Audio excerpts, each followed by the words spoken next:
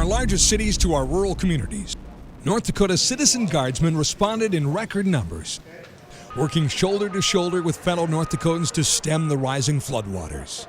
They did it with resilience and optimism, showing that with perseverance and a positive outlook, neighbors can help neighbors.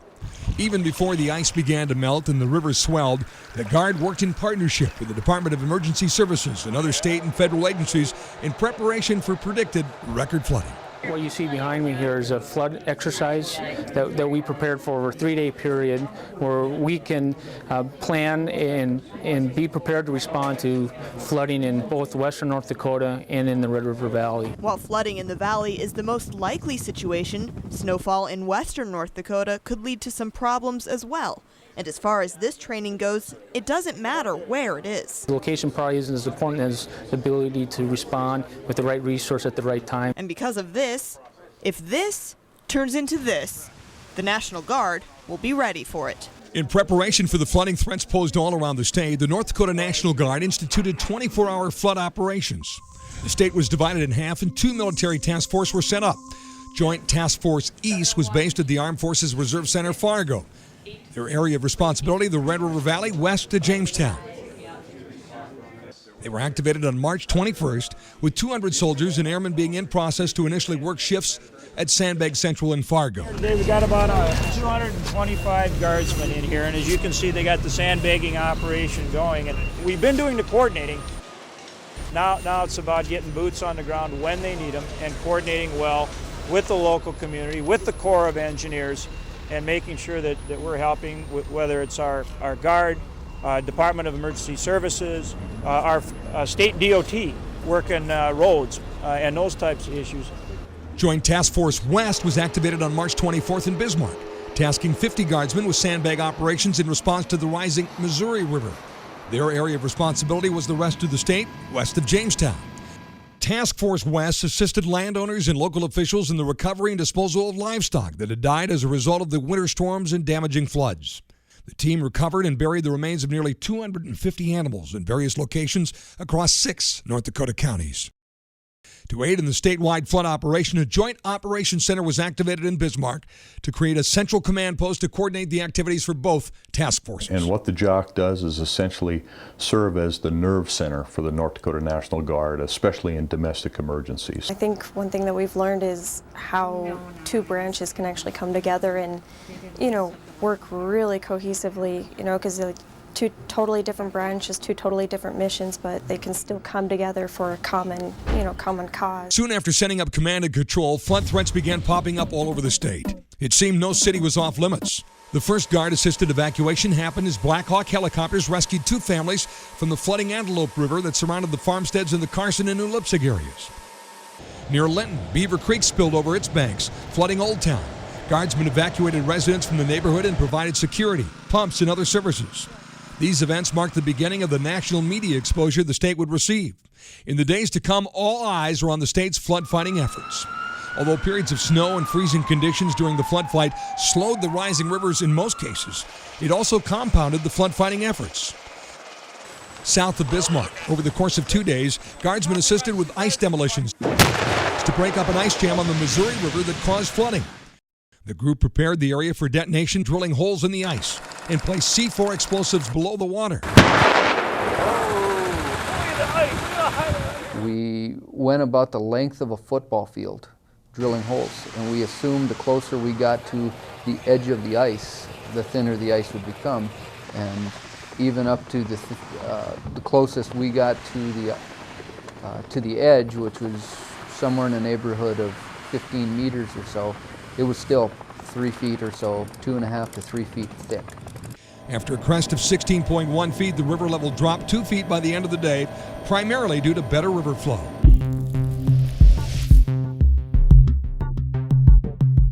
"240 holes drilled in the ice, 300 pounds of C4 explosive, and 4,800 feet of detonation cord used." In Wahpeton, guardsmen used an excavator to break up ice jams. Simultaneously, they hauled in over 300,000 sandbags and pumps into the area. Additionally, the task force positioned dump trucks in the city to be ready to assist at a moment's notice. The Red River in Wahpeton crested at 17.5 feet with no major flooding.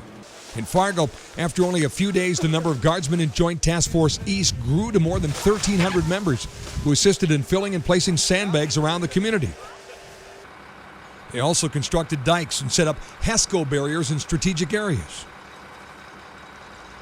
HESCO was invented over 15 years ago, and with the intentions for erosion control. And once the military found the success in the product and what it can actually do, it pretty much replaced sandbagging in theaters of war. It's easy to deploy, it's very strong, it's watertight, it does a good job holding back the water. The National Weather Service predicted a crest as high as 43 feet for the Red River in Fargo. It crested at 40.82 feet with a second crest projected that fortunately did not occur. As the water rose, so did the rising commitment of soldiers and airmen throughout the state. The Guard was now fully engaged in flood fighting operations, responding where and when needed. The Guard partnered with communities all over the state to face the water as rivers rose. The threat of record-breaking crests and overland flooding created havoc with road closures, planning, and preparation. The North Dakota Guard and other military units brought multiple assets to this ever-expanding flood fight. The Guard's aviation assets consisted of Scout helicopters, Blackhawks, C-21 Learjets, and a C-12 Huron. Blackhawks and Chinooks from various National Guards in the region joined in the fight. These assets were augmented by the U.S. Army and Coast Guard helicopters and Minot Air Force Base Huey helicopters. These resources patrolled dikes from the air and assisted in moving people and equipment swiftly when needed. Helicopters also airlifted people from flooded homes. Predators from the U.S. Customs and Border Protection Office provided real-time surveillance of flood-threatened areas to the Joint Operations Center.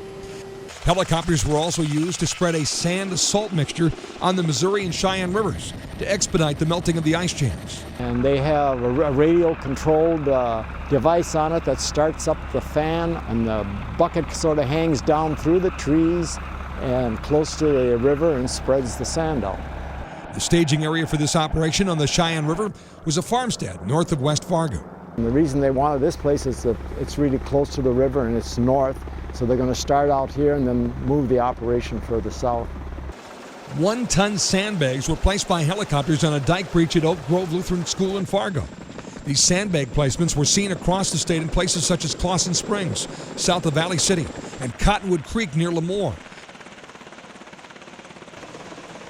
diverting spillway water and slowing erosion, which threatened towns downriver. Feed bags were used and filled with sand. The pilot hovered, lowering and carefully releasing them to reinforce and repair dikes. When the call came, they were ready to be placed.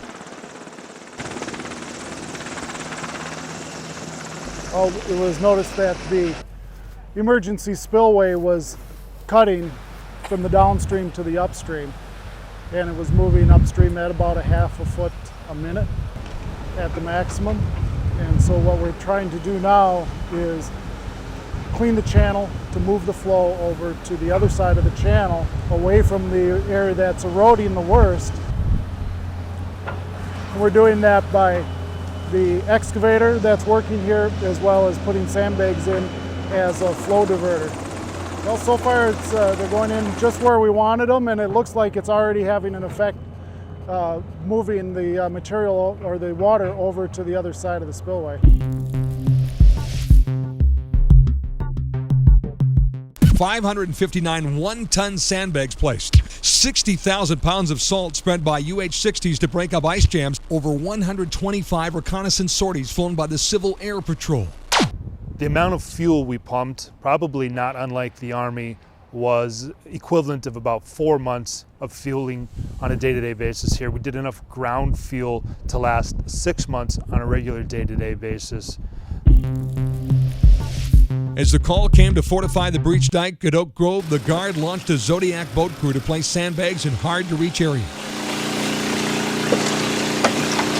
As you can see, that's a football field. They have their scoreboard over here. They have their goal posts are still up.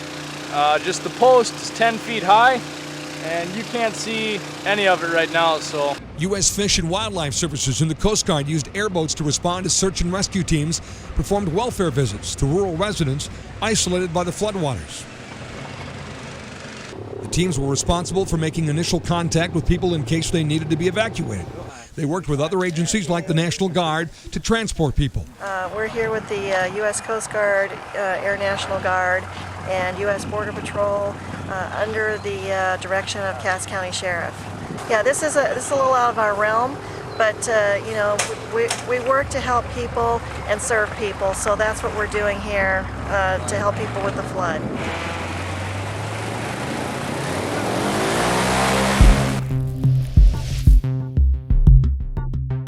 Evacuations of Fargo began with the assistance of the North Dakota National Guard. Hi. Hi. We are evacuating. Vital to the Guard's flood fighting efforts were the quick reaction force teams who responded to dike leaks and breaches.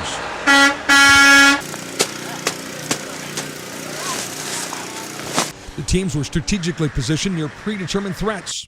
Welfare visits in many communities were also done by these teams at the request of local law enforcement. Get your 2 units in there with a deputy in each unit just to go in there and do a welfare check on these people. The Guard provided high-wheel vehicles with operators to support evacuations throughout the state. They allowed the Guard to be ready with personnel and equipment to get the job done. Dike and presence patrols were seen in multiple neighborhoods and communities across the state. In this area so far, we've just had seepage problems. They've been pumping all morning, people ordering up pumps, getting pumps, and I mean, it's really the community here in Timberline that just has absolutely been taking care of business. Guardsmen watched, and listened while they checked on dikes and pumps and assisted where needed. So everybody's, sees the stress and how urgent it is, but they've also been really great in letting the trucks and the people do what they need to do. Local law enforcement also utilized Guardsmen for traffic control points.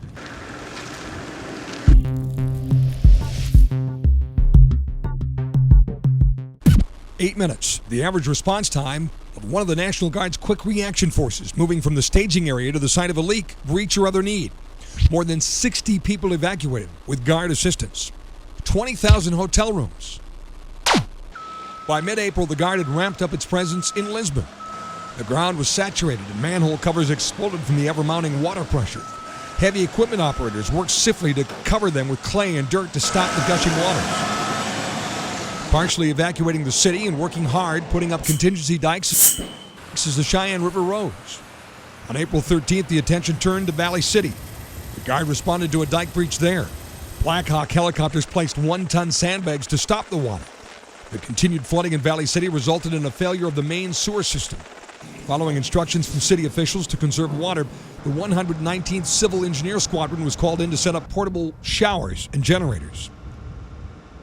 The showers are great. They could be worse, but they're definitely appreciated.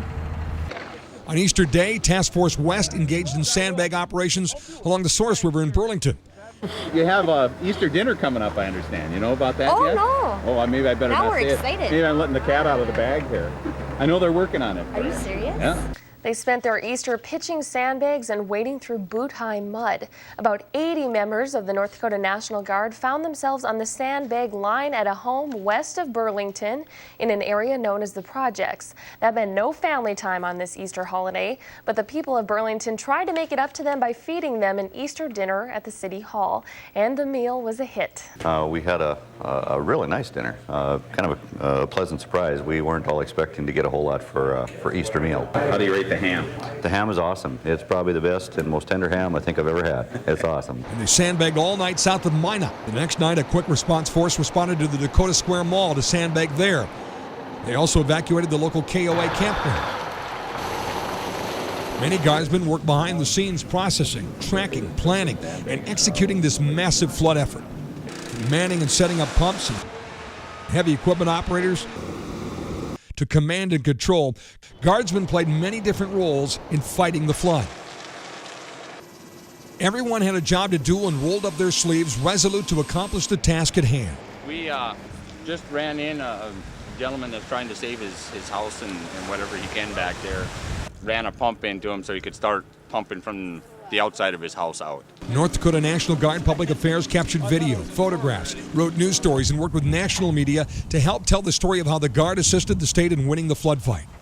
Guardsmen cooked and served meals and provided bed-down facilities for those brought in to fight the flood. The North Dakota National Guard's unit ministry team was also mobilized in support of the Guardsmen in the fight. Spirits are sky high. People are motivated about the mission. I enjoyed it. You meet a lot of new people. Working with the Army hand in hand, it's been a lot of fun. I feel good about helping the community. I guess come out here, help these people. Worth it. They like it, they enjoy it. Thank you guys. So it's a great community to have up here. They feel like this is what they joined the Guard for, to be able to really serve and protect and defend the community like this in a time of need. The teams provided spiritual support, conducted morale and welfare checks, and provided counseling to individuals in need. We had some of our chaplains and also our social workers as well. We've been working with them because they're part of our team. Ready? Yep. National Guardsmen serving were not only from North Dakota, but South Dakota, Minnesota, Wisconsin, Iowa, Montana, and Missouri. And this whole operation was literally engineered on the fly in the last 24 hours. We knew we had a storm coming in. We knew we had vulnerable areas in the levees that would be vulnerable to wave action, and we needed a solution. So the engineers sat down, cranked out a solution, and the Guard guys made it happen. The solution is to use some polyethylene plastic weighted down by sandbags and connected with, believe it or not, potatoes. We didn't want to poke any holes in the polyethylene, and they wrapped the plastic around it and then wrapped rope or string around that and secure the sandbags to the polyethylene that way. As of June 1st, 2009, the floodwaters began to recede across the state and recovery operations were in full swing. North Dakota Guardsmen stayed on duty, assisting local authorities in monitoring the flooding situation in Jamestown.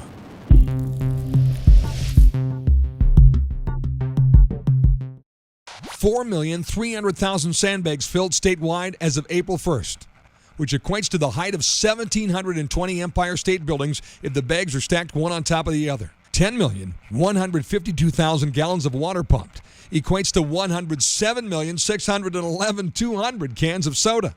105,095 flight miles equates to more than 4 times around the world. From city to city, the state called and the North Dakota National Guard responded, living up to their motto, always ready, always there. We were able to sustain a long and sometimes daunting mission because of the teamwork and community effort that went into our flood fighting efforts.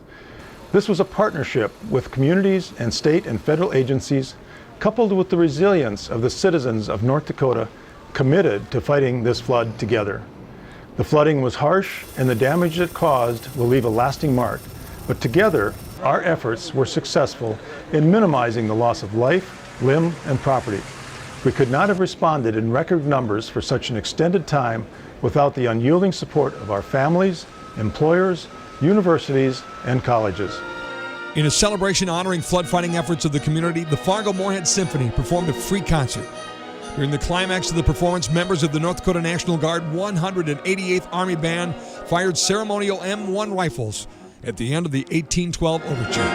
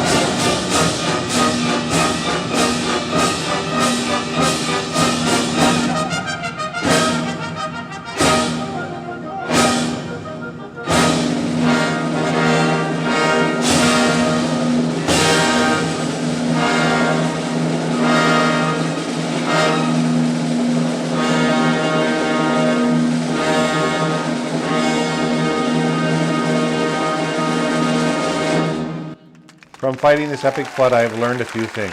I know you don't bring a knife to a gunfight, and you don't fight a flood without the Guard.